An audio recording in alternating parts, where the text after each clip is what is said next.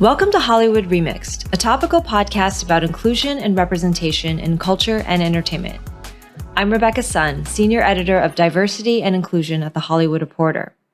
If you're new to the show, here at Hollywood Remixed, each episode is dedicated to a single theme, a type of character, storyline, or identity that has traditionally been underrepresented or misrepresented in mainstream culture. This week, we'll be learning about non-binary gender identity and exploring how film and TV represent characters that are neither exclusively male or female. This episode is inspired by Billions star Asia Kate Dillon, who will join us in the latter half of the show to talk about their groundbreaking character, how they approached their roles, and why acting awards categories should be gender neutral. I'm also so thankful to my colleague, THR Associate Editor Abbey White, for coming on as this week's guest expert to share what non-binary representation has meant to their own identity formation and to teach me about the genres that, perhaps surprisingly, have done pretty well with gender non-conforming inclusion. Abbey, thank you so much for joining us on this podcast today. It's nice to actually meet a colleague face-to-face over the internet, finally. Yeah, I've been here for a couple months, and this is our first meeting, so I'm very excited about that.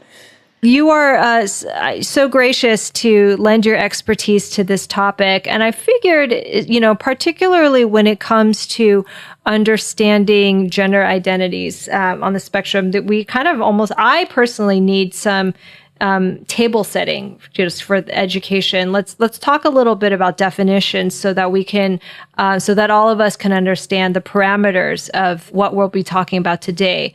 This episode is about non-binary identity. I could use a little help in understanding, is that the same as or different from or similar to gender non-conforming or gender queer or gender fluid? So I think that non-binary, the first thing that we should know about non-binary is that non-binary is not actually a gender. It's an umbrella term. And it sort of describes anybody who may have a gender that doesn't really exclusively fall into male or female, cisgender very specifically, and who may sort of identify somewhere in between that or beyond that.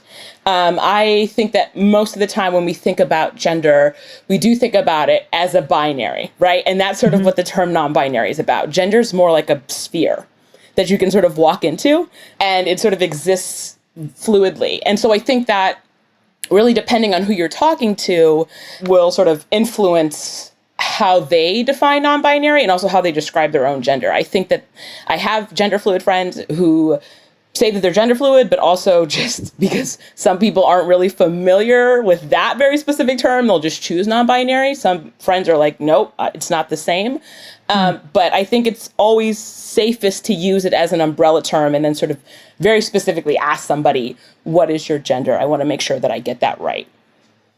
That's great. That's super helpful. And so knowing that there's sort of I like sphere. I've been using the word spectrum, but I think sphere is sort of even more encompassing of all the different sort of identities that can fall within it. Let's distinguish that today's conversation, we're going to be speaking of the identities that fall under the non-binary identity, but it's different from transgender. I think that there's been a lot of conversations that specifically talk about transgender representation in Hollywood, and this is going to be everything else, not that. Yeah. I always sort of say this because I do think that gender is a little more fluid for a lot of people, but you can be a trans person who is also non-binary or a non-binary person who is trans, but being trans does not inherently make you non-binary, and being non-binary does not inherently make you trans. My relationship as a non-binary person to my gender, which I really don't even have like a very specific label for. I don't consider myself gender fluid. I still think that might be a good label if you're trying to sort of describe it to somebody. But even for myself, I don't feel like I have sort of transitioned from one gender to another. I sort of describe my gender identity as always sort of being this way. There was no sort of pathway. It was just more or less trying to figure it out. And now, mind you, that is not always how trans people describe being trans or encapsulating the trans identity. But I certainly know that like my gender is not something. And that's sort of what makes it clear for me. And I think there can be trans people who are very succinct and clear about what their gender is. And that can be very different than non-binary folks. That's helpful. Yeah. Because I almost feel like as a cisgender person, in other words, somebody who identifies as the gender they were assigned at birth, if I'm defining that correctly, it has been in some ways, sometimes I think it's easier for me to understand, like to wrap my head around, okay, a transgender person, because who still exists along the gender binary, right? And so because then you're like, okay, well, I understand, because so much of our world is basically coded through this very firm gender binary. And I realized that once I tried to start learning more about like non-binary, is like, wow, we are so firmly sort of like fundamentally wedded to this idea of this or that, male or female, that that's why today I really wanted to focus on like when you're neither this nor that. Yeah, that is the representation we're talking about today. It's definitely interesting when you start to think about how gendered, like aggressively gendered our culture is.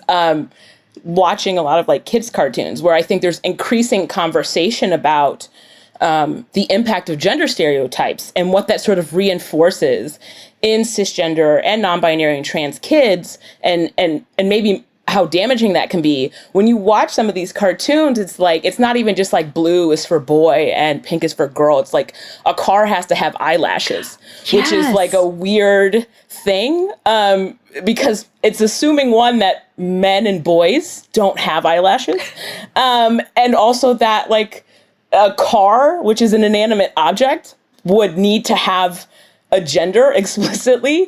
And that's really just something that's kind of imposed. Children, I've spoken to sort of child development experts about children's media and gender, and that binary in kids isn't inherent, it's learned. And it's can be really reinforced by our media. And then we just take that with us as we get older. And so it's really interesting to see, like, I think some cool stuff that's happening in animation and very specifically in children's animation that's sort of breaking that down and sort of maybe arguably at the forefront of our conversations about non-binary identity and gender non-conforming identities. Let's go ahead and jump in then to, since you brought up animation, you were speaking before we started recording about how that genre, which again, we'll say that animation is closely aligned with children's content. It's not a perfect circle. There's animation that's not for kids, and there's obviously kids content that's live action. But tell me a little bit about like sort of animation's role or presence, when it comes to gender presentation and things like that. I think that animation, because it is such a fluid medium, because it doesn't have to sort of ascribe to the physical realism that exists in live action film and TV, you can be super expressive. And I think there's a long history of people exploring gender intentionally and unintentionally through animation. Two things I'll sort of bring up. One is unintentional. The other may be unintentional, but it definitely resonated with me, particularly due to the animation style. But I think about sort of Bugs Bunny. I'm not sure if folks are familiar sort of with the codes that were around the sort of anti-gay, anti-LGBTQ codes that were around in television.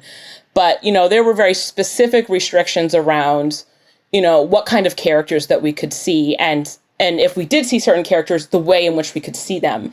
And one thing that I found really, really interesting about animation is that some folks would sort of skirt these rules because these rules were very human-based. Like, you could have an animated cartoon and, like, you couldn't have two men kissing, but, like, you could have a rabbit kiss a man, and, like, that wouldn't be considered, like, this, alarming thing that immediately needed to be cut or censored. And so you see a character like Bugs Bunny, who dresses in drag. And obviously that is meant as a form of comedy. But I believe even RuPaul was like Bugs Bunny, had an influence on sort of my own understanding of my gender and my presentation and my interest in drag. And so like you have these sort of transgressive representations that come out of whether it's a bigotry or sort of a thoughtlessness or a place of humor. And I wouldn't count Bugs Bunny as non-binary. That I wouldn't say that. I would say that elements of Bugs Bunny's representation have gender nonconformity, and that can apply to anybody, not just non-binary people. Another one that I think about a lot, and I've been thinking about increasingly in the past couple years, is Adventure Time. It's basically about a boy and his talking dog who go into this like land of foo. It's like this adventure-y place, and there's like all these different sorts of weird characters, and there's like people made out of candy and lemons, and there's actually a lot of gender nonconformity and gender swapping in this space. There's a tiny little calculator known as BMO, who is genderless, because why wouldn't a tiny little calculator be genderless? They use multiple pronouns. They are referred to as boy and girl and all kinds of things. And it's really sort of this fluid space for this character.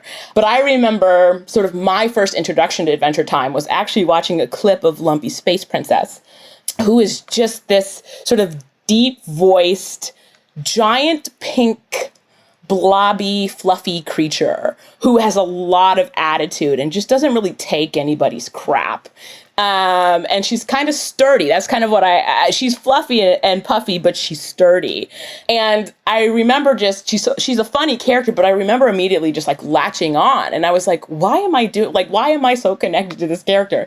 And then I sort of just realized that this character is upending gender norms, having a deep voice, but also being pink, being feminine and masculine at the same time, having a body shape that sort of defies what women or men are supposed to look like, was really, really appealing to me. And I was like, oh, this wild, funny, sturdy, pink character is sort of embodying the ways that I think my gender represents, which is it's not a binary. It's not clearly defined. There are things that overlap. So I think that like in that sense, there's a really, really big opportunity in animation to sort of go beyond what we understand in gender. And I think animation has actually sort of been at the forefront of this.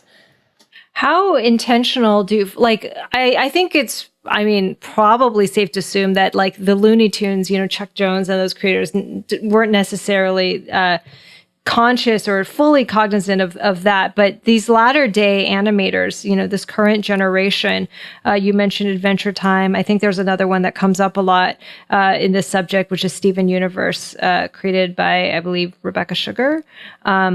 So are these sort of more current animated series more intentional in terms of on the parts of their creators? Oh, absolutely. I mean, Steven Universe is the whole idea behind Steven Universe is an upending of gender expectation. Steven is a gender non-conforming boy, and his family are basically these feminine, non-binary, non-gendered aliens who are like super warriors. They essentially do the thing that, we often see male heroes in cartoons do. Meanwhile, Steven, and Rebecca has talked about this. They've talked about this rather extensively. But Steven is a gender nonconforming boy who's a little softer around the edges. And, pink is sort of his associated color. And his sort of, I would say, weapons and his powers are defensive things. These are things that are normally given to girls when we do, sort of superhero or sort of fight fantasy stories. And this is sort of laced in very conscious, purposeful ways throughout the entire series. And I think that sort of Steven Universe gets talked about a lot. And I think that's one of the reasons why. But I'd also just sort of argue that there are a lot of very recent, newer cartoons, particularly children's cartoons, that have followed in Steven Universe's footsteps and are very consciously sort of creating. One of my favorites is actually Summer Camp Island. There is a whole storyline about two aliens. They're non-binary aliens. They go by they, them. They're little. They're like super cute. And their storyline is basically just about how one sort of helps the other feel better, but in the process sort of confesses their love for the other one. And there's a sweet, beautiful song. But these two characters they're just adorable aliens, and they're not gendered. And the pronouns are very purposeful. And I think that's a really sort of, based off of sort of the experts that I've talked to, a really age-appropriate way to reach kids that they can understand. I think about the characters in Danger and Eggs, which was an Amazon series. Craig of the Creek, which has, I think, one of the highest numbers of non-binary characters outside of Steven Universe, which is, it just blows everybody away because like every sort of gem in that is non-binary. But there are shows now that I think are really kind of stepping up, and a lot of creators who are really careful and mindful, and it's really meaningful for them because, these were things they didn't have when they were kids. Mm-hmm. Yeah, and particularly when you say that these aren't like Adult Swim cartoons that come on at like 3 a.m. for grown-ups to watch, but this is children's programming, and is age appropriate while, in terms of all the aspects in which that matters. There's another genre in which I think this sort of gender play is often seen, or is more frequently seen than other genres, and that's science fiction, fantasy. We talked a little bit about Star Trek, but feel free to bring in other examples if they exist. But tell me a little bit about how they have sort of treated the subject of gender expression. I think Star Trek has always sort of been about exploration and asking questions about identity and community and where we belong and how we belong. And so I think that while there are characters and storylines in Star Trek that have always sort of been about this exploration of gender nonconformity, I think I would say that it isn't really until more recently, as sort of language has evolved and we've really like solidified our concept of non-binary as a word to describe people. It really isn't sort of until sort of the later works discovery that we've had sort of explicitly crafted non-binary characters. That's not to say that characters before who had storylines about changing genders or being sort of forced to identify as a gender that they don't identify with aren't a part of this conversation. I very much do think they are, and I think that's part of the larger history around non-binary representation in film and television. I think so much about like the concept of like the bearded lady, which has been around forever. I think about the concept of like angels and demons. These are, angels and demons are not humans. They're celestial beings. And so why would they sort of conform to that? I mean, Good Omens is a really great example. Neil Gaiman basically just said, my angels and demons, non-binary. They don't ascribe to human gender identity. And I think like in that same space of, like the bearded woman, there is a gender nonconformity there, right? A woman can have a beard and be a woman, but someone can have a beard and also be non-binary. Someone can have a beard and be trans. And I think that there are characters, while their portrayals may not have always been respectful, intentional, progressive, I think that this idea that we do not always live within two spaces on a gender line has been persistent. And I think that writers in particular, TV and film writers, have leaned on sci-fi because, I think it's a lot easier to sell the idea that your alien doesn't have a gender, right? Like if you're pitching a show to an executive and an executive has a very rigid gender binary and doesn't really understand what you're saying, you could just be like, well, they're not human. So why would they have that binary? And that is sort of an easier way to get that through and have that conversation. But I also just think that sci-fi and fantasy are about places of imagination and exploration. And in the same way that animation is sort of this place where we do not have to exist within the limits of humanness, it's an incredible place to explore lots of things that we want to see, things that we want to be. And so it makes a lot of logical sense to me that would be a genre that people lean into. And it makes, I think, a lot of sense that Star Trek, based off of its sort of founding principles that it has carried through its entire franchise over decades, it would make a lot of sense that it would sort of be progressive in conversations about gender. Yeah, and that really does emerge in so many different topics, when we've been talking about inclusion, is that, these are sandboxes that are, in some ways, to use this, overworn phrase in a genuine way, a safe space to be able to sort of explore some of these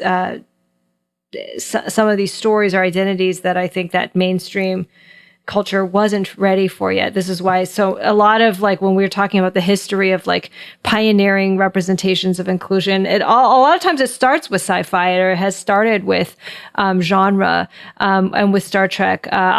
You mentioned, just so people know, when you talked about the first official representation of a non-binary character, that is Star Trek Discovery, and that was just this past third season. An actor named Blue Del Barrio, who I believe is non-binary themselves, plays a non-binary character, a character who is explicitly identified as non-binary. Prior to that, there have been various examples, I think, through the years. My research yielded one such example is way back in 1992. So this is 30 years ago. There was an episode of The Next Generation where, the Enterprise visits a planet where everybody on that planet is where the gender binary is prohibited. And so there's a character who kind of comes out to Riker and says that they are actually a she, but then, spoiler alert for a 30-year-old episode, okay? Then their government, their planet, the race, forces her to undergo a conversion therapy of sorts to go back to a they, which is really interesting. I was reading some of the commentary at the time, and I don't know, Abby, if that is way too young of a reference, way too old of a reference for you. But I was reading back through some of the commentary at the time. Roddenberry, meant it as a LGBT allegory, right? To kind of criticize conversion therapy and to kind of criticize forcing somebody to be, something that they don't naturally feel. But at the same time, it's weird to wrap around, because they used because the world is exactly the opposite, right? Where we have a gender binary enforced society, and the conversion therapy is meant to enforce that binary rather than the other way around. So I don't know if you had heard of that, or Yeah, I had. I think the thing about Star Trek, so there's also a famous Star Trek episode that deals with race, where it's there's a whole race of people, and half of them have white on one side of the face and black on the other, and then for the other half of the race it's reversed. And that's a conversation about racism, right? And it feels a little weird, right? And I think it to some people it feels a little dated, but I think that is really kind of the conversation that we're having about the history of non-binary identity. I think it some of it feels a little weird, some of it feels a little dated. I'm not surprised that this conversation about conversion therapy is being spoken through a gender lens. It's not that we weren't having conversations about gender. We've always been having conversations about gender. As people say, non-binary people have always existed. Trans people have always existed. So these conversations have happened. But I think the degree to which people understood what their conversation was saying, and sort of personally being informed, has changed. And I think our media is really representative of how that conversation has changed. Not to sort of hark on animation, but you mentioned adult animation. Adult animation has had gay, trans, non-binary characters. the level of sensitivity with which those characters have been afforded, the level of humanity that they have been afforded is not anywhere near what it is now. They spent a lot of times being the butts of jokes. And I would argue that live action non-binary and trans characters have also done this. Gender nonconformity has traditionally been a means of exploring horror narratives. Like, what if I, had to be in a place where like my gender didn't align with something that somebody could immediately clock, right? Like, what is that scary space? There's also just sort of the sci-fi of just like gender nonconformity, non-binary people aren't human. I mean, obviously sci-fi is a place where you can explore, but when it's the only place that you explore gender outside of cisgender identity, you literally dehumanize it, right? I think comedy is also a space where gender, and this doesn't just apply to non-binary people. I think this applies to women, even men, honestly, in the sense of what the tropes that cisgender men are allowed to occupy. Talking about gender and gender representation is seen as a joke, and it's not always treated with sensitivity. And I think that you can have non-binary people in comedy, right? I think that they can be in literally anything. I think it's the intent and the knowledge that goes into that and the level of sensitivity that actually ultimately matters. And the fact of the matter is, where you're talking about Star Trek, you're talking about anything else, sensitivity has changed over time. Knowledge has changed over time. So there are going to be narratives that at the time were incredibly progressive that now are just like, yikes, let's not do that again. Another recurring theme in the larger conversation about inclusion, and part of it is just, I think, I wonder if it is an inevitable circumstance of evolving understanding, and sort of like a lot of I don't know. I don't want to give an excuse and say like trial and error. But you do see a lot of errors on the road to on the sort of the interminable road of progress. There's certainly a lot of errors. Yeah, that's sort of the weight of the first, right? Mm-hmm. Representation has always sort of had this weight of the first. The first Black person to do anything is both going to be celebrated and also scorned, right? Because they didn't do it the right way, and it wasn't enough for everybody. Right? But they're also the first person to be in the room. And that applies, I think, to representation on television and film. I am actually glad that people try. I don't necessarily like when the attempt is offensive. But to get something right, you also need to know what you got wrong.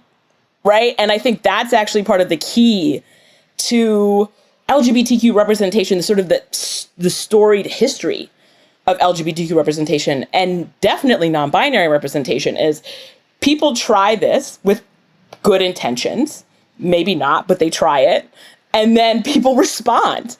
And based off of that response, we get a new crop of representation, and each new step opens another door, and we get sort of closer to this thing that I think we all want, which is just a diversity of representation. I think that non-binary identity is really kind of behind other LGBTQ communities on screen. I think we've long had queer villains, but we're getting queer heroes. We're getting queer love interests. We're getting smart queer people and strong queer people. And I think that non-binary identity, because it is still sort of fresh for much of the industry, we're still getting very specific visions of what it means to be non-binary and where that person can be situated in a narrative. A lot of times when we talk, and I think that especially when we're talking about like LGBTQ portrayals, it often starts with like whiteness, is kind of like level one. And then after you get a few more representations, you start to see depictions of people of color and other sort of intersectional portrayals. But tell me a little bit about the existence of non-binary representations of color. What do we have in the landscape right now? I think, I mean, I wouldn't say it looks like cisgender racial representation at all. I think that's which is already lopsided to begin with. Exactly my point, which sort of tells you just how little there is. But I do think that it's happening. I interviewed a voice actor for a piece. He is a gay man of color. And one of the things that he said really stuck out to me. And that was that, queer white people get to be queer. And queer people of color are people of color first.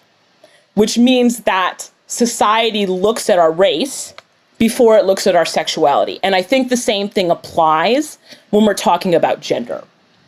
And so I think a lot of our gender portrayals, and I mean, this applies also to disability representation and also sort of just religious representation. Christianity, Catholicism, those are highly represented, usually by white characters. When we think about religious groups that are less white, we see less representation. And when it comes to sort of non-binary identities, I think that also just holds true.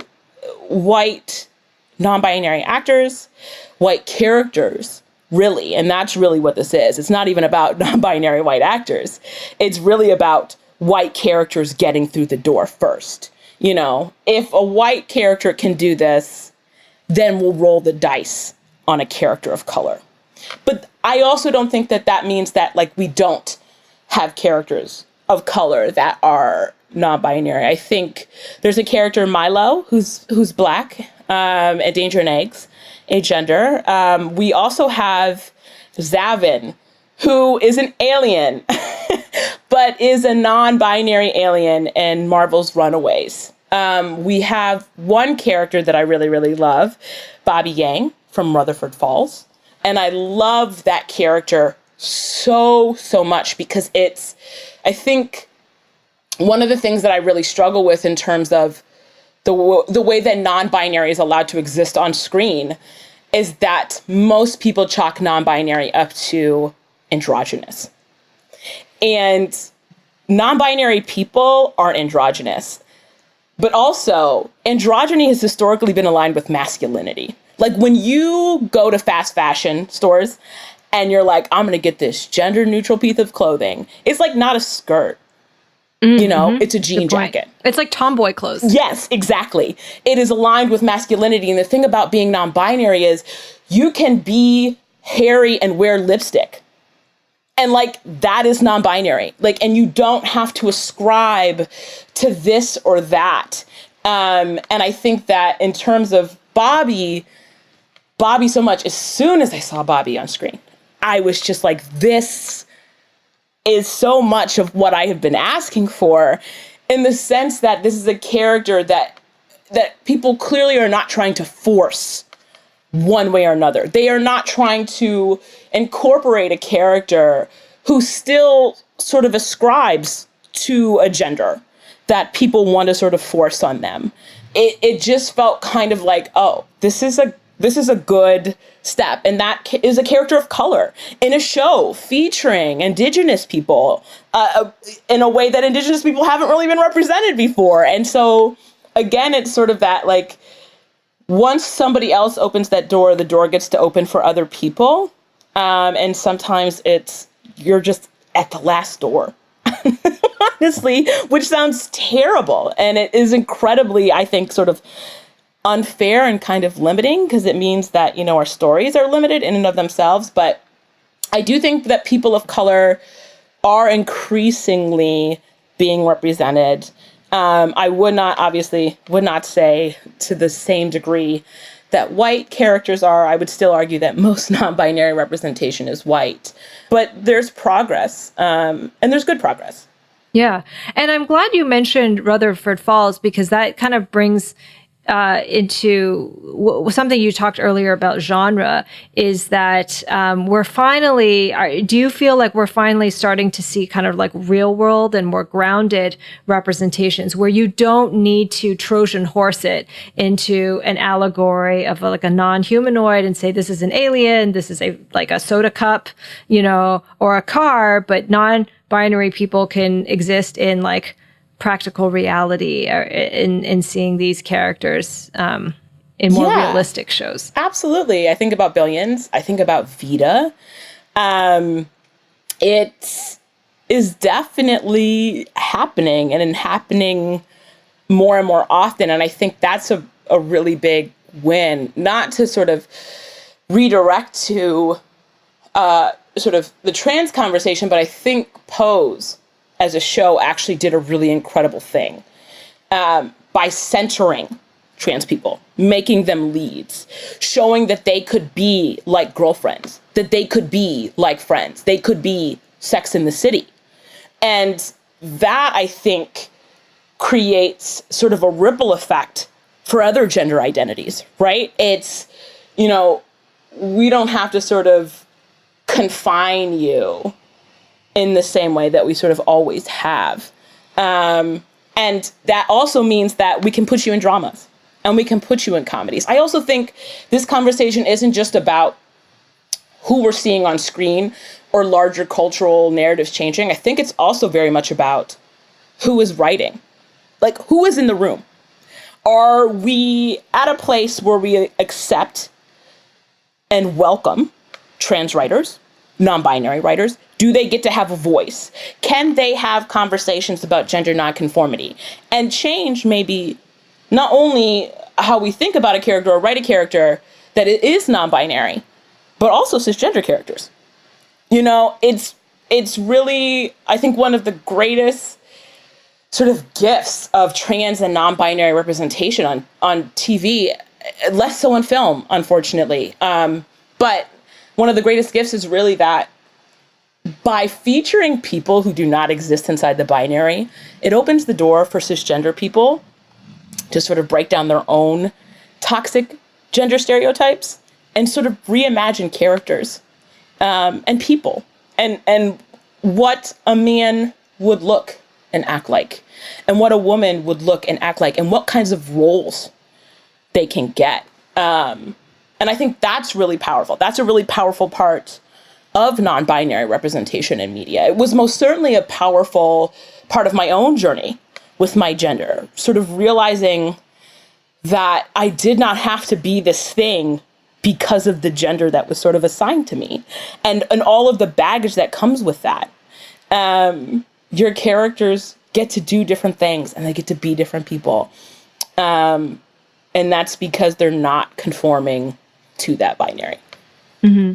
Yeah, that's, I'm glad you mentioned that. I was having a conversation with a friend recently, and we're both cisgender, but kind of realizing a lot of how helpful it is to kind of like decouple these gendered characteristics from, like, you know, and particularly living in a patriarchy where it's really useful to decouple, like, why does this trait get to be assigned as masculine? You know, why does this trait, you know, why do men not, why are they not allowed to access this characteristic just because it's assigned as coded as feminine? I think it really could go a long way towards dismantling a lot of the toxicity that we have, you know, the toxic masculinity, as well as some of the limits that women have in having this conversation. The last big concept I wanted to talk about was this difference between characters and actors, you know, because we are, I think, slowly starting to see a few high-profile celebrities come out as non-binary. You know, Demi Lovato, I think, was the most recent really big announcement. And they are a musician, as are other many of the most famous non-binary celebrities, I think, coincidentally happen to be more musicians rather than actors, like Sam Smith, and I think Janelle Monáe has identified as non-binary or gender non-conforming. I'm curious, though, whether or not we will see a trickle-down effect to non-binary performers getting to play non-binary actors, or whether they will still, you know, their roles will be along binary lines. I wanted to give a little shout out to, there's a An actor, an Emmy-nominated actor who wrote a guest column for us in July, Carl Clemens Hopkins. They are on Hacks, and they just received an Emmy nomination for the show and has come out as non-binary. I think their character identifies as a man, Marcus, on the show. So are we going to see some sort of dissonance? And is it appropriate, right? Like, this is so, usually I think we're at a place in general understanding in Hollywood where your actor should come from a background that matches the character, especially when you're talking about portraying a character that comes from a marginalized background. But what is the line of appropriateness when it comes to gender non-conforming performers? I think this is really difficult because to have a line of appropriateness, you have to have roles. Yes. Right. So I think there's a shortage of roles, and that is always that's something that sort of can't be ignored in the conversation about who gets to play who. I think that, one interesting thing, and I'm not an actor. I think asking a non-binary actor about this and about their own experience is very interesting. But I've talked to some voice actors, some actors, and, they're sort of still existing in the binary, right? The roles that are offered to them are gendered. Are in the binary. Right. Are specifically gendered as male or female, man or woman. And so, those are the opportunities that are available to them. And so that's what they can go out for. That's really all that they have. But I also think what's sort of interesting, and I think this sort of circles in about sort of trans representation, is that I think Hollywood has treated trans people historically like costumes. And I think this sort of kind of applies to lots of marginalized groups. Like doing blackface was a big no-no, a lot longer than doing crip face. Yes, right? Exactly. And so some folks have gotten the door to be able to play themselves opened sooner. I think the interesting thing about trans versus non-binary representation is that trans representation has sort of arguably existed more specifically and intentionally than non-binary representation. And so I think there were roles for cisgender actors to snag. And because they were treated like characters instead of like people, trans actors were not considered. And they really kind of culturally, societally weren't even allowed to be trans, right? So how would you find a trans actor when, your entire government is like, you shouldn't exist? And so I think what's interesting following that and sort of the gates that have opened for trans actors is that trans actors were still kind of operating in that binary of what Hollywood thought a man and a woman really was. But the thing about non-binary identity is that that you're neither of those, right? And so it enters this really interesting space where you're almost... I kind of consider it like American Girl dolling, where you're picking pieces and parts and putting that character together instead of just saying white male, 30 to 50s, father, that's something that anybody can sort of slide into. These are characters that come with very, very specific personality traits, physical traits.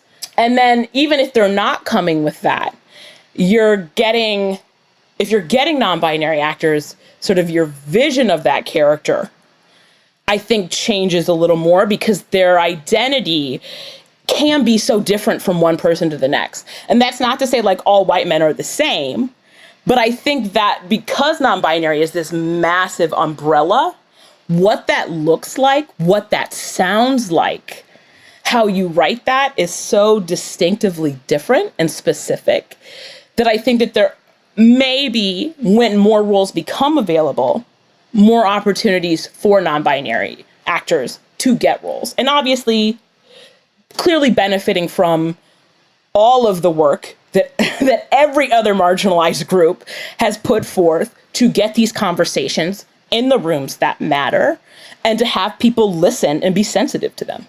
Mm-hmm.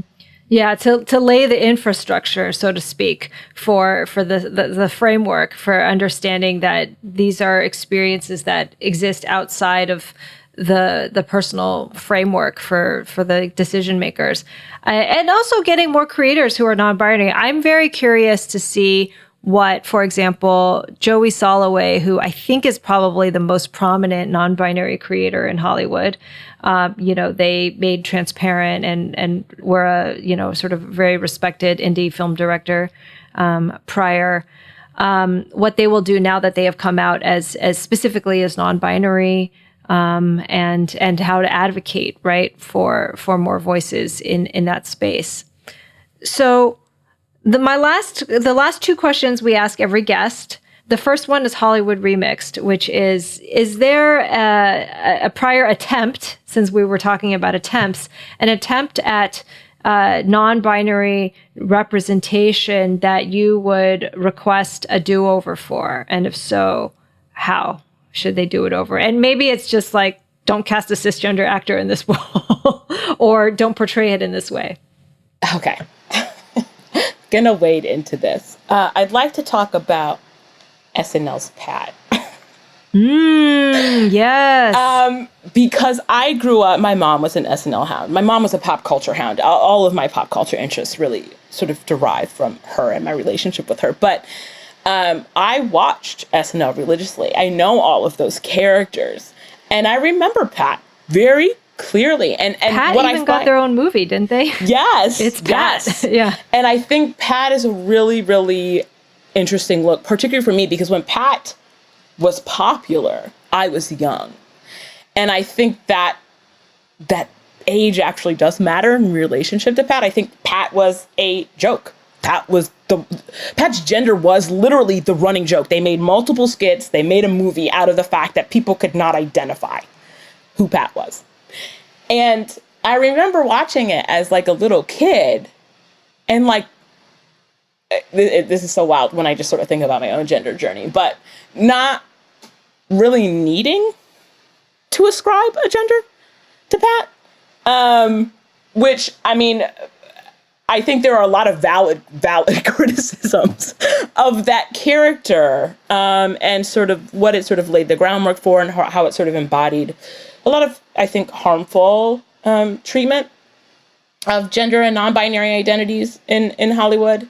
But I also think for people like me, Pat was a door to sort of asking ourselves who we are, and really starting to get comfortable, even if no one else around us was, get comfortable personally with not being in that binary, maybe not being the gender that somebody said we were, and maybe not even being the other gender option that somebody said we could be. But I do think that if I was going to redo one, because I think there's probably, I would really love to sort of see Pat in 2021. Like, what would that narrative actually look like? And how would we talk about Pat's gender and Pat's partners differently versus when we did it then? Because like I said, I do think, this running gag of somebody not ascribing to somebody else's gender expectations is like problematic. It's not really your business because it's not your gender, right? But there's also just something sort of freeing about seeing a character who walks around and is comfortable with who they are and doesn't really, because the trick of Pat was like, Pat just was like clueless. Yeah. Like everybody else around Pat was obsessed with Pat's gender, which is, honestly, if you talk to trans people, if you talk to non-binary people, that's kind of what the world is like now. People are just very obsessed with like figuring out who we are all the time. But like Pat was just like minding their business and doing their own thing and was comfortable with who they were and their partners. And like, that seems really kind of radical, tucked within that very problematic representation, right? That is a perfect example, because you're right. It's sort of this radical premise that was, I think, probably problematically intended, because, and this is the whole thing about comedy, right? Is like, who is the butt of the joke and what's the intention and what were you trying to do? And I think they were intending it Pat to be the butt of the joke, but I would also love to see a 21st century reinterpretation where I feel like you could keep the premise almost identical and you're just adjusting the frame so that the butt of the joke becomes like society and sort of like the need to put Pat into a binary framework. Yes, exactly. Like, why are you all so obsessed with Pat's gender? What's going on? Do you have a job? Do you have somewhere to be? Do you have your own lives? Yeah. You're not somewhere to be. Why are we so, and in that you get to sort of explore, I think, other people's relationship to their gender too, right? Like, why am I a man? And why do I ascribe these essential character traits to being a man? I think that's honestly one of the most radical things about Ted Lasso, right? People keep talking about the niceness of Ted Lasso, but like, that's because we're seeing men be nice. And that's considered radical, like to see a man. He's not toxic? What's wrong with exactly. him? And it's just like, oh my God, this is incredible. Who would have thought? And, it's just like, men don't have to be toxic. That's not something that they have to be. So yeah, I think that would be kind of a fun sort of exploration, a modern exploration. That's a great answer. The last question is the hidden gem, which is, in the, however plentiful this cabinet is of non-binary representations that we've had in culture. And it doesn't have to be fictional because sometimes, it's too sparse.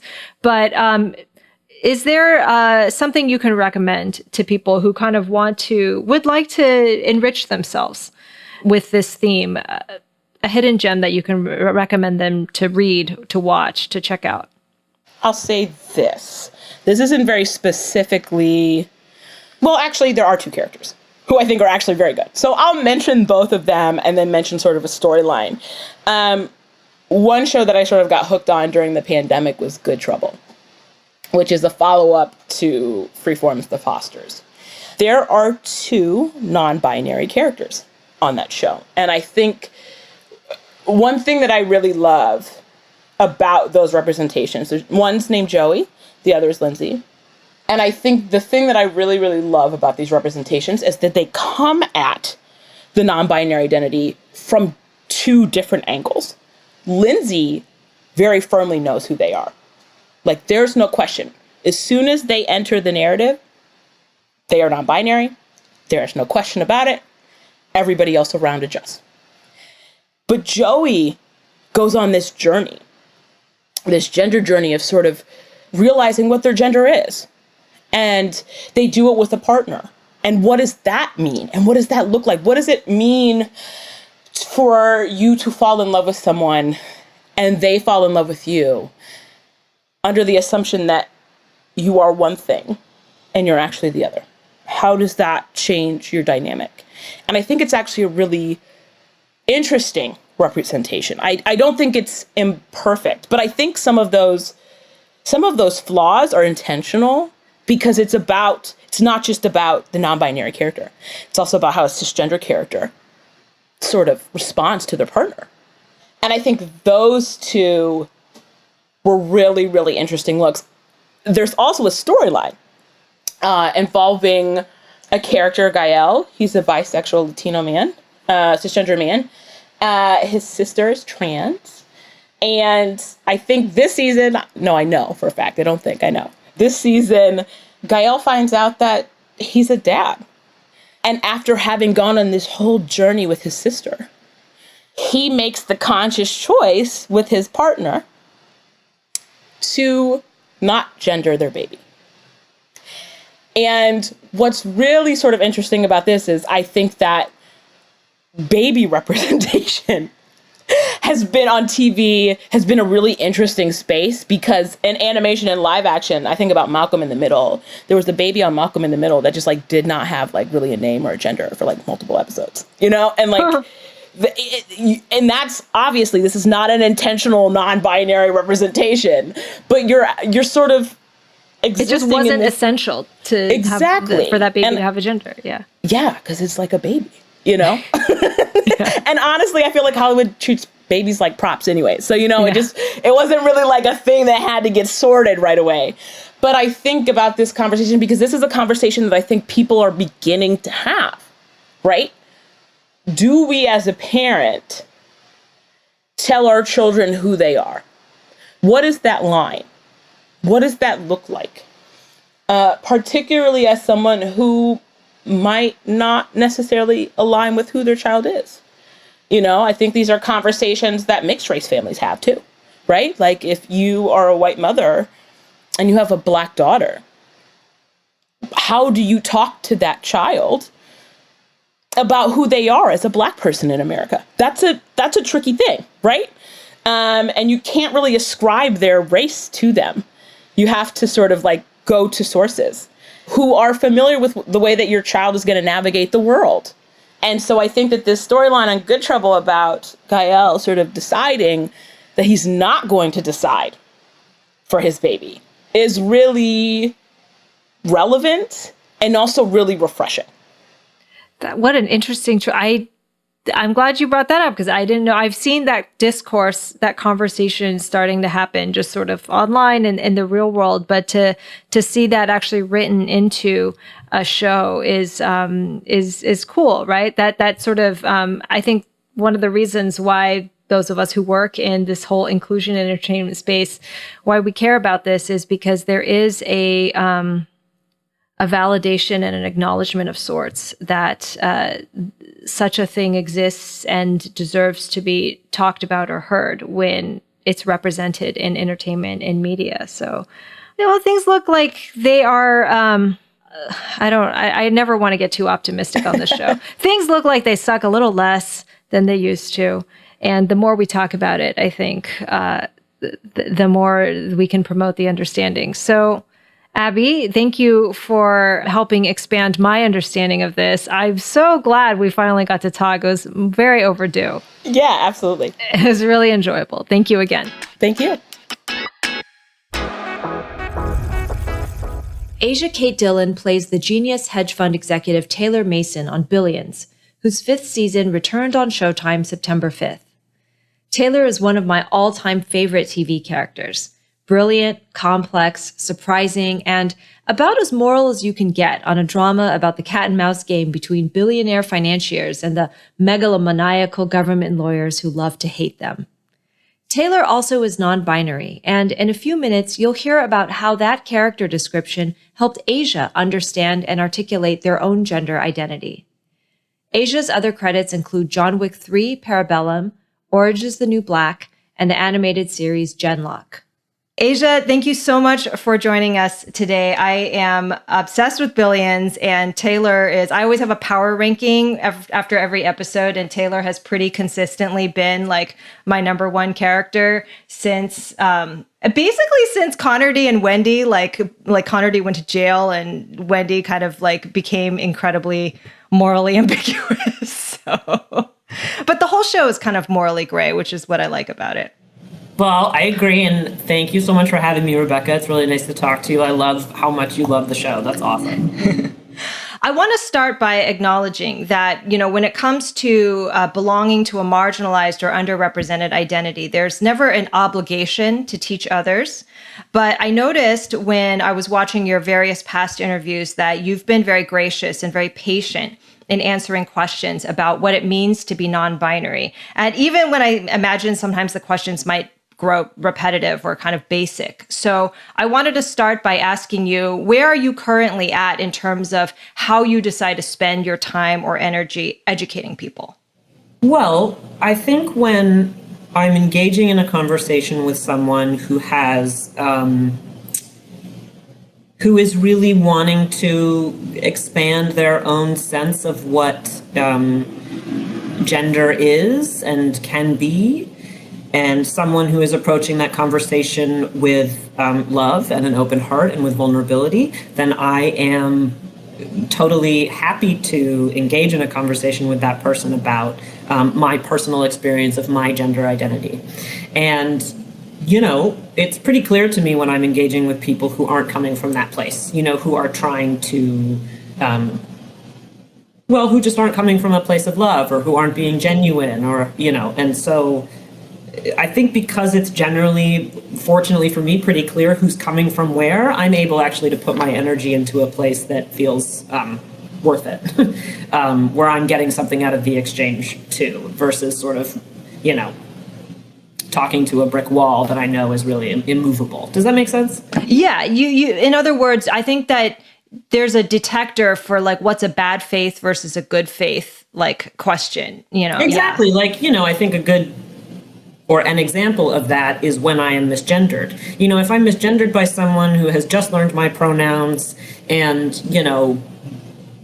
they're obviously not doing it out of malice or, to bully me, there is room for growth and learning, of course. But when someone is misgendering me, repeatedly, even after I've reminded them of my pronouns, and then it becomes something else. And so it's pretty clear when that happens.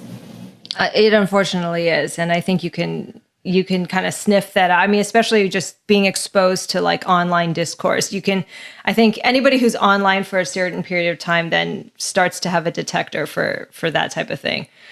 So, I read that, that when you read the original character breakdown for Taylor Mason, that specifically the description that the character was female non-binary, that helped you to put together some pieces for yourself. And so I'm wondering if you wouldn't mind I know you've told this story before, but talking a little bit about what was your framework for understanding yourself prior, and then also how do you currently identify? Well, I identify as non-binary. My pronouns are they, them. I use non-binary to describe my gender identity because my gender identity falls outside the boxes of man or woman, and because gender is a spectrum. The gender binary does not exist. It was created by colonists and imposed on the indigenous peoples of the so-called United States of America. And, the sex is not a binary either. And so it is both a means to identify how I feel, how I experience my gender, and also a way of illustrating that the sex and gender binaries are not real. Mm-hmm. Prior to encountering the character breakdown for Taylor, I had been experimenting with removing she, her pronouns from sort of online bio materials and just using my name. But frankly, the only trans people that I had been aware of prior to encountering Taylor had undergone some sort of either medical or physical change, whether it was taking hormones or some kind of surgery so that they could live fully, as themselves in their identity. And I personally had not felt, and I still don't feel, that hormones or surgery are a part of my journey. And so I had literally no example of a person who didn't identify as a man or a woman but hadn't changed their body. And so I just had literally no example. But I also knew that she, her didn't feel right to me, but I also didn't know how to claim another set of pronouns if I wasn't changing my body, because I had a sense of what they call sort of imposter syndrome. Like, how can I be this thing if people can't see it, if I'm not showing it in some way via a physical medical change? So when I encountered the character breakdown for Taylor, and it did say female non-binary, and I mean, of course, I've encountered the word female all my life, and I had encountered the word non-binary before, but in that moment, I chose to look both of them up and encountered for the first time the clear explanation of non-binary as someone who identifies as neither a man or a woman, neither male or female, and then also female and male are an assigned sex at birth, and that gender identity is placed on top of that assigned sex. And something happened where I had the experience where I finally was able to align, everything aligned for me. And I was able to step into an identity, my non-binary identity fully, and I would say publicly step into that identity, knowing that my body is just my body, and it doesn't signify anything other than it's my body, and it doesn't dictate what my gender identity is. Does that make sense? It does. I'm remembering one of the earliest interviews you gave. I think it was on the Ellen show, where you kind of delineated the difference between like the physiology of our bodies. And I think what you called gender identity being what is between the ears, right? Something that is more about, I mean, I don't want to put words in your mouth, but I think it's more about a consciousness, it seems, rather than a biological expression.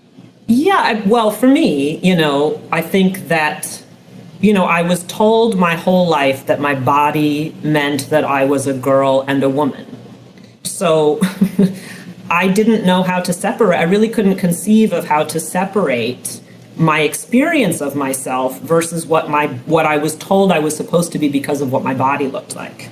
And so just coming to an understanding that, as I said, like a body is a body, and also, male and female as biological sexes are so much more complicated even than just male and female. And so I identify as neither man or woman or male or female because those binaries aren't real. We are bodies, minds, consciousness. It's all much more nuanced and complex and beautiful, than we have been taught. And so I don't know if that answers your question. I think it does. And I think that what you're referencing is almost like, we're kind of like almost just hitting the tip of the iceberg of what it was almost verging on a very metaphysical discussion about the separation between like body and soul and things like that. Things that we don't, our producer Matt is going to kill me if I do like a 3-hour conversation about metaphysics. But what I love is that, Taylor, now that Taylor has been on the show for 4 seasons, is the representation of Taylor is awakening that kind of consciousness to an untold and innumerable number of people who get to watch Billions. But the very first person that Taylor had an impact on was actually yourself, which I think is kind of beautiful. Yeah, I have certainly said that very phrase, that I think whatever hope Taylor gave to other people once Taylor appeared on screen, Taylor gave me that hope and sense of self first, which is, I bet this is a good segue into representation, frankly, but it's like, there was nobody like Taylor before Taylor. And so the first time that I saw myself reflected, my identity reflected, was when Taylor came my way. And I think, I have always felt non-binary, always. Before I had the language to conceive or communicate what that was to other people, I have always experienced myself that way. And it really feels synchronistic to me that Taylor came into my life at a time when I was really ready to say, I have to be brave. It's time to be brave. And if this fictional character can exist in this fictional world and have been brave enough to, get up and get dressed and go out there into the world and be who they really are, then I can too. And it's past time. And so here I fully am. Yeah. It's an incredible example of life imitating art. What kinds of conversations have you had with, the showrunners, Brian Koppelman and David Levine, about both, how they even came to creating, Taylor, who, quickly became a major character in the universe. So this is not a side character who just happens to be non-binary to check a box, and then what kinds of ongoing collaborations do you have with discussing this aspect of Taylor's character and their storylines? The aspect of gender identity specifically? Yes, thank you. Specifically as it pertains to gender identity. Taylor has a lot of storylines, and I love that most of them actually don't specifically, they're not centered around their identity, but, do you have input?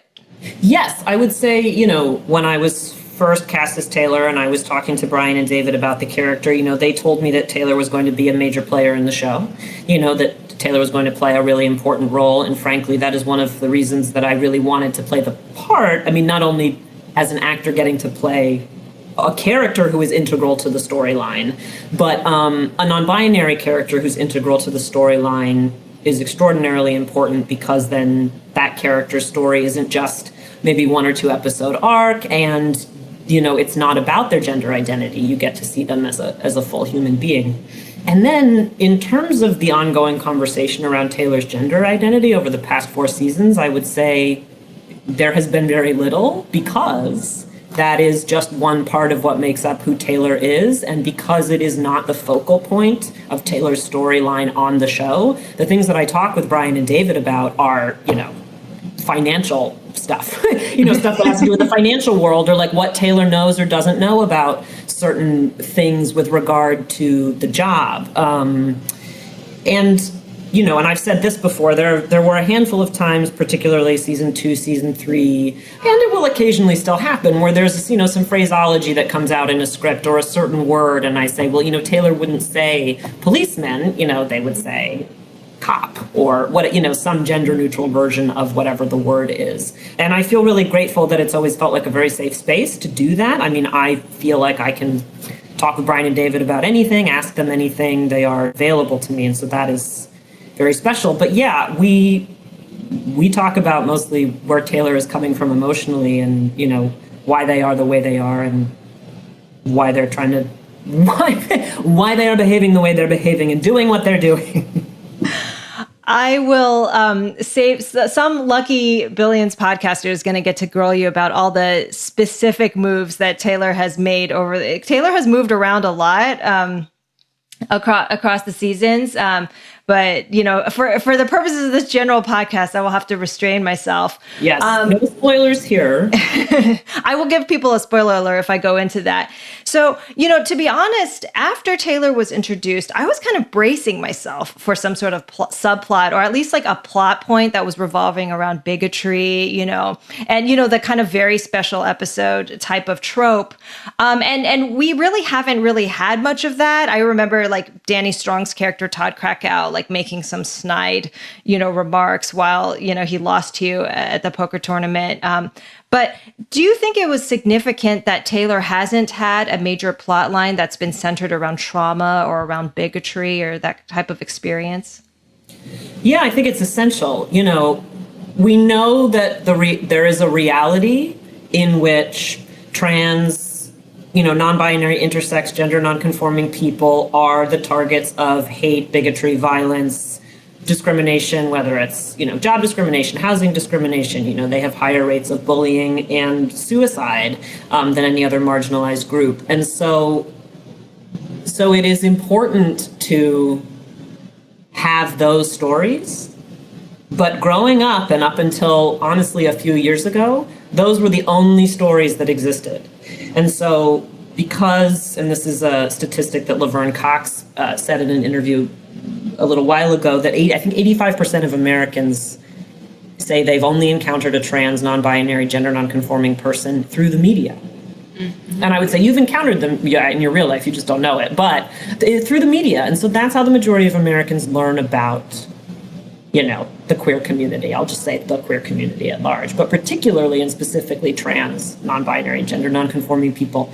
And so we need all different kinds of stories. And the problem up until now has been that there has been the majority of one kind of representation.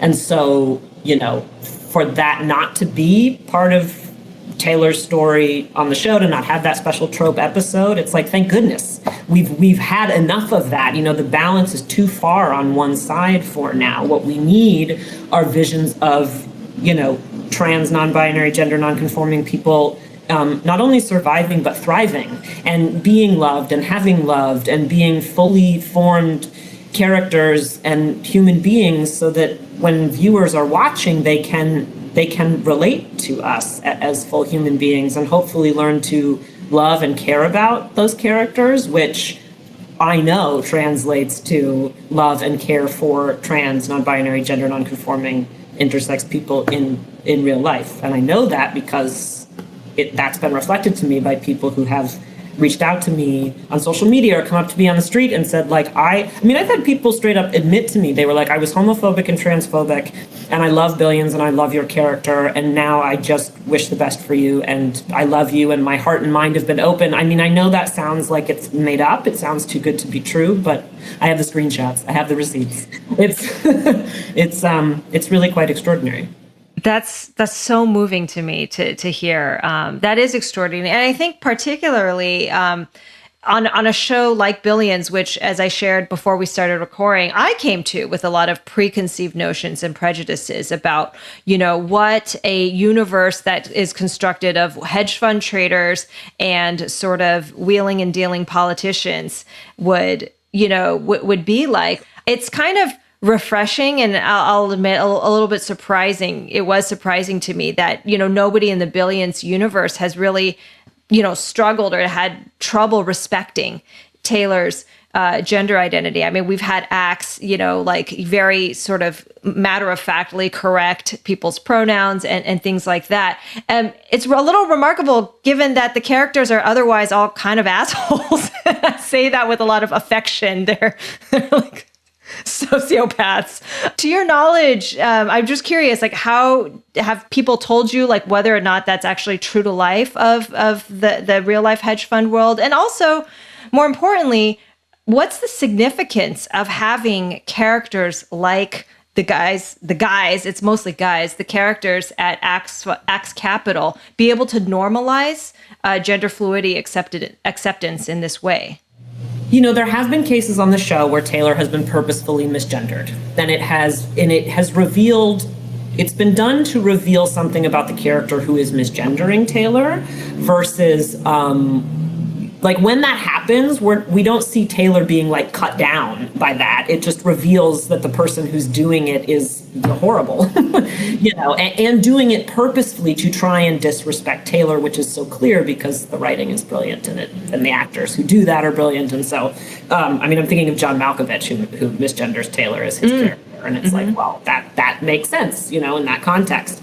I also think that, in season 2, we have Axe in that scene where Taylor introduces himself and says, "These are my pronouns," and Axe just says, "Okay," and Mafee is the other person in that scene who we already know is sort of, Taylor's BFF, very quick BFF, Protect Mafee in his purity. So we have Axe, we see Axe accepting Taylor in that moment and just moving on and being like, okay, on to business. And then there is Axe, I think, correcting Dollar Bill in a subsequent episode. And so I think one of the incredible complexities that the show holds about this character of Bobby Axelrod is that, as you said, he's all the things. He's, an asshole, he's vindictive, he's also a human being. And so it is complex that he is able to also hold respect for this person who presumably is the first non-binary person who's ever met, because he actually just sees Taylor as a tool that he can use to achieve his ultimate goal. And so Taylor's gender identity doesn't get in the way of his ultimate goal. And I think that holds true for the entire Billions world, which is if whatever's going on with you doesn't get in the way of you making money or you making someone else money, then it's not really actually a big deal. It is also great to see that, spoiler alert, when Taylor briefly kind of breaks away and sets up their own rival firm for a while, there was never basically Axe and Wag spent an entire season plotting how to take you down, but at no point did they entertain like weaponizing, gender identity against you or anything like that. It was just like not a thing, Last season, we got to learn a little bit more about Taylor's past when Kevin Pollak recurred as your father. And, again, as with all of the relationships on the show, the dynamic between the two characters was very complicated, very nuanced. The Masons, and these are like mild spoilers. We won't go into, the Masons. It sounds so like heartwarming. It sounds so like parochial, the Masons. It does, the Masons. Doug and Taylor are somewhat estranged, but it's primarily because of just the clashing ambitions between these two incredibly brilliant, people. But still, there were moments throughout that arc where I feel like viewers got a little sense of what Taylor's coming out was like for both father and child.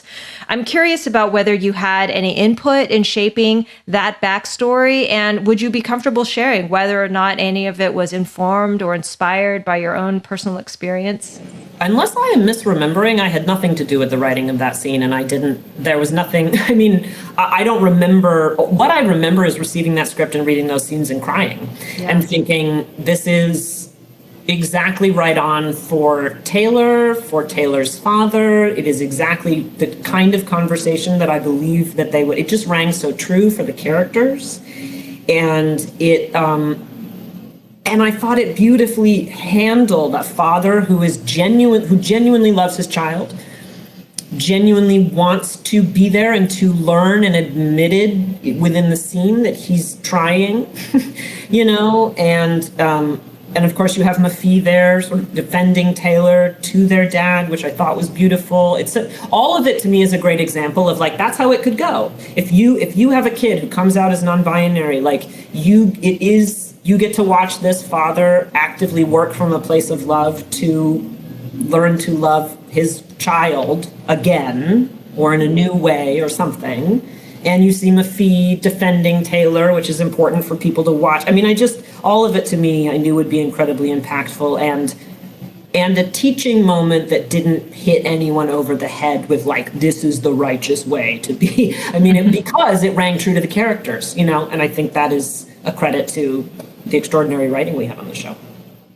Absolutely. I mean, I think, again, given the context of what the things that we've seen all of the characters do and what we know that they're capable of, I think those moments, they certainly hit me more, when you see something like that. And that was a beautiful scene. And I really loved that arc. So now kind of going beyond Billions and talking a little bit more about your whole career as well as the industry, I'm wondering, in your experience and to your knowledge, how much opportunity is there out there for non-binary or gender fluid or genderqueer actors to be able to also play non-binary characters? I mean, I have to be honest about the fact that I'm not a casting director and I'm not an agent and I'm not a manager, so I am not seeing scripts. I'm not seeing scripts come across my desk, quote unquote, every day. So I don't have, the honest answer is I don't know. I don't know other than, how do I know? I'm like, what is my frame of reference? Or just even what kinds, like since Billions, is there a change in the types of things that you're reading for or? Yes, certainly. I would say there are certainly more non-binary characters being written, and there are more non-binary actors being cast in those roles. And I know that just from, like Instagram or reading, or reading something on Variety or Deadline or The Hollywood Reporter, that's the way that I learn about that. I'm like, oh, this person is starring in this thing. Like, that's awesome. And it's been awesome to see that so far, peripherally, they are integral characters to the storyline. The story isn't about their gender identity necessarily. It's also been really incredible to see, trans and non-binary people, particularly people of color, Black and Indigenous people, having control of their own stories and being the ones who are writing them, directing them, producing them. That is certainly a change in the last couple of years. And the more of it, the better. Let's keep going. There's still not enough, so let's keep going. Absolutely. With John Wick 3, you were able to get the director Chad Stahelski to agree to make your character, the Adjudicator, canonically non-binary, and I'm wondering, even if nothing in the script or the filming changes, what's the significance of a move like that? Well, thank you for asking about that. It's incredibly significant, and the significance of it sits alongside something that is a bit difficult for me, which is the fact that according to GLAAD, they have this poll about whether or not there have been, any trans or non-binary people in a major Hollywood film. And because the Adjudicator, the character that I play, is never referred to as they, them, which are the pronouns the Adjudicator uses, and that's what the script was changed to reflect, that it doesn't count as representation because nobody watching the movie knows that. They just know that, this person appears in makeup and feminine attire, and a pronoun is never used. So why would anyone know that person is non-binary? And that's GLAAD's poll. And also people saw the movie and tweeted at me or messaged me and said, like, I can't believe there's a non-binary character in this movie. I mean, every press release that came out about the movie where I was talking about it, I was very upfront about, like, this character is non-binary. It wasn't written that way. The studio and Chad Stahelski and Keanu, they loved it. They changed it, because why not? It's significant. The John Wick movies have always been very representative of all different kinds of people, whether it's, ethnicity or sexual orientation, and so it just felt really right for the world to have gender diversity as well. And and there is a part of me that's like, gosh, I wish. I know it's historic and significant and extraordinarily important, and I'm really proud of it.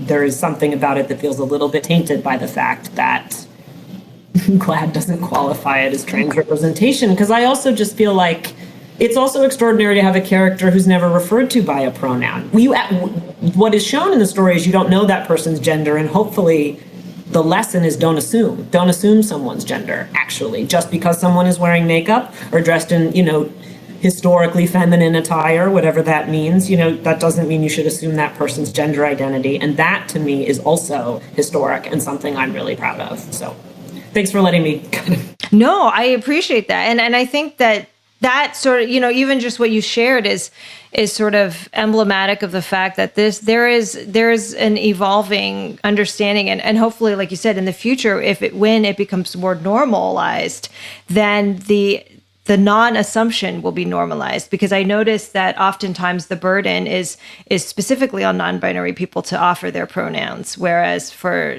people who fall into that gender binary neatly into that, they don't have to, Yes. I think that, I encounter this, and it doesn't matter what room I was in specifically, but where we're going around and saying our names or what, and I'm the only person that will offer my pronouns. And even if I'm not the last person in the proverbial circle to go, very rarely do other people follow suit.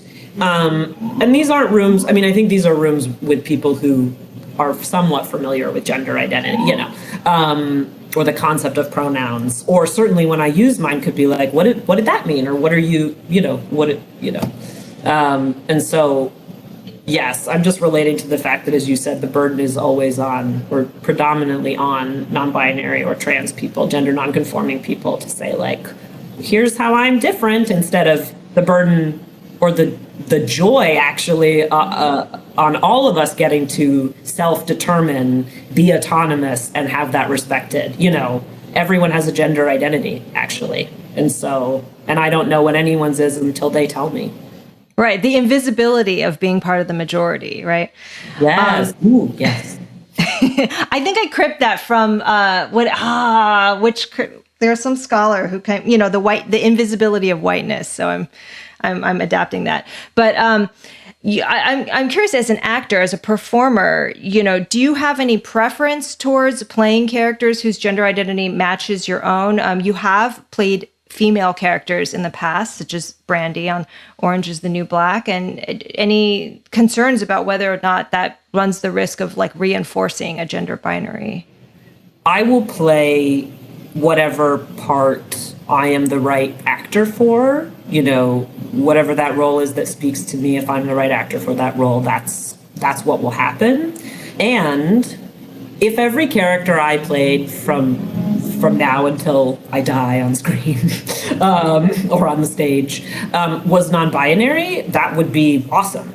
That would mean that those characters are continuing to be written and that they are continuing to be integral to whatever story they're a part of, But I'm not, there are certain roles that I will never play because it's not right for me to play them. I will not play a character where it's essential that you have to see that person's body and that person was assigned male at birth. And that person has not medically transitioned in any way, right? Like, I know I'm being really specific, but I think it's okay. That's not a part that I'm going to play. And so, but someone where you never see their body, or the body is not representative in the story of a binary necessarily, and or someone's gender identity is just man or woman or male or female. Again, it really is going to be specific to the story and the character. But if it's right for me, and then it'll be right. I hope that wasn't too rambling. I just think. No, it was actually, I think it was incredibly thoughtful. And I think that's one of those things where when you do have something that's like, when you are kind of putting so many, describing it to that extent, I think it indicates that that you're really thinking about the intention of why you're taking on something or why you're not. Before we get to our final two questions, I definitely wanted to make sure that we get to talking a little bit about your advocacy and the campaign to eliminate gendered award categories. This is something that you've really been speaking about for several years. I guess for those who aren't already familiar with this argument, I almost want to save time and just tell them to Google it. but how about this? Because I know that your position has modified or evolved a little bit somewhat. From 2017 and 2018, you received back-to-back nominations for Best Supporting Actor at Critics' Choice Awards. You submitted, sort of the Emmys allowed you to submit in the supporting actor category, and that was something that you did at the time. Where are you right now in terms of how you feel about this whole issue? Yeah, thank you again for asking about it and letting me talk about it. In 2017, and again, if you Google this, I'm basically quoting, but that's okay. In 2017, when Showtime asked me how I wanted to be submitted for an Emmy actor or actress, I thought, well, I know that I use the word actor and always have because actor is a gender-neutral word that has existed. It existed for at least a century before the word actress came into being.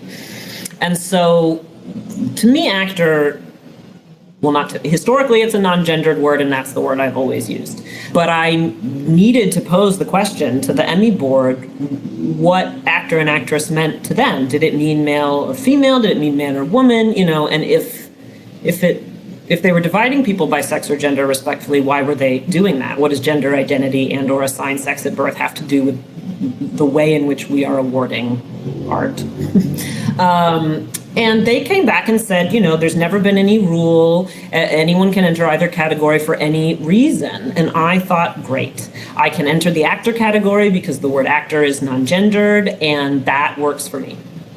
And then I don't know exactly when it happened, but I think probably last year. I'm not sure. I can't pinpoint it exactly, but I really came to an understanding that the choice between actor and actress in the context of awards shows where those words only mean man, woman, male, female, gender, or assigned sex, asking non-binary or intersex or gender non-conforming people to choose between those categories is a false choice. And the categories existing within the context of the awards show, they are exclusionary, and it is erasure of anyone who exists outside of, the gender binary. And the male-female categories uphold the gender binary, which is ultimately extraordinarily dangerous for anyone who identifies outside of it. And so graciously, I got to speak to NPR about it, and I'll just repeat something that I said there, which is like, okay, so then if Denzel Washington can enter as an actress and Viola Davis can enter as an actor, then the Emmys themselves have shown the categories to be absurd and archaic and ultimately meaningless. And, I applaud the Gotham Awards for, abolishing their gendered acting categories. And I really think it is only a matter of time and truly not that long until the Tonys, the Emmys, and the Oscars follow suit. Yeah. And just to set the scene for people, this isn't like a quixotic quest, like you just said. The Gotham Awards just announced that they're abolishing it.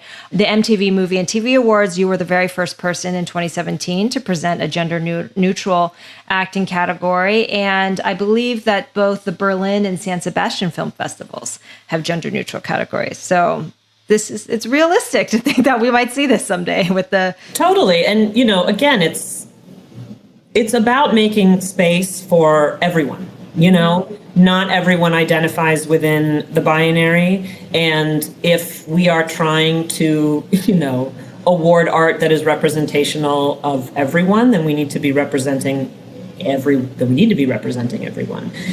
And abolishing gendered awards is one part of the change that needs to happen. We also need to see more roles for women, especially and particularly women of color, trans, non-binary, and gender non-conforming and intersex people. We need to see roles written for them that are Emmy, Tony, and Oscar worthy. It isn't just about abolishing the categories. It's about changing and evolving the material that is created, within quote unquote Hollywood.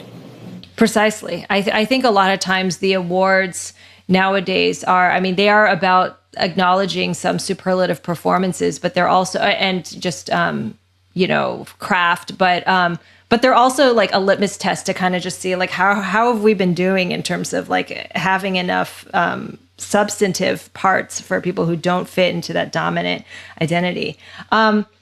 So our last two questions that I ask every podcast guest, I'm going to give them both to you because I've realized that people get really confused when I only ask the first one. So I'll give them both to you at the same time.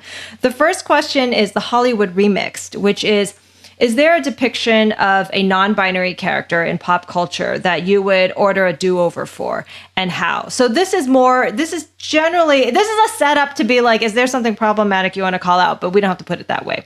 Hollywood Remixed.